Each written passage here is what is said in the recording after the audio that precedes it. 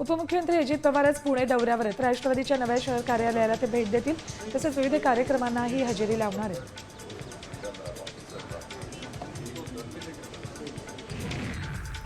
पुण्यात प्रथमच एआयद्वारे गणेशोत्सवात भाविकांची संख्या मोजली जाईल।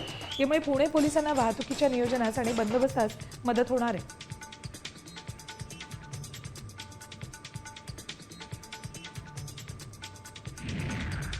मावाच्या नायगावमध्ये पहाटे 3 दुकानं जळून खाक झाली।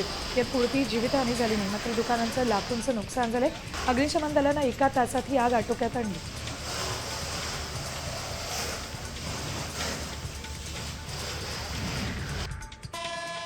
पुणे ते लोणावळा प्रवास लवकरच सुसाट होणार आहे। महाराष्ट्र सरकारनं पुणे ते लोणावळा 3ऱ्या आणि 4थ्या मार्गिकेला मंगळवारी मान्यता दिली आहे। या मार्गिकेच्या कामाचा खर्च 50% राज्य सरकार करणार आहे, तर 50% खर्च रेल्वे मंत्रालयाकडून करणार आहे। त्यामुळे पुणे ते लोणावळा प्रवाशांचा प्रवास वेगवान होणार आहे।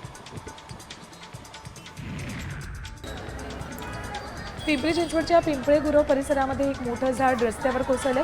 झाड अचानक रस्त्यावर कोसळल्यामुळे काटेपुरम चौकात मोठ्या प्रमाणात वाहतूक कोंडी झाली होती। सुदैवाने यात कोणतीही जीवितहानी झाली नाही।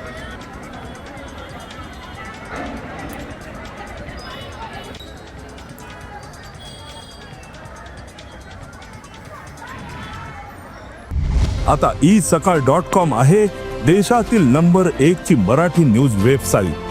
प्रत्येक अपडेटसाठी isakal.com ला नक्की भेट द्या।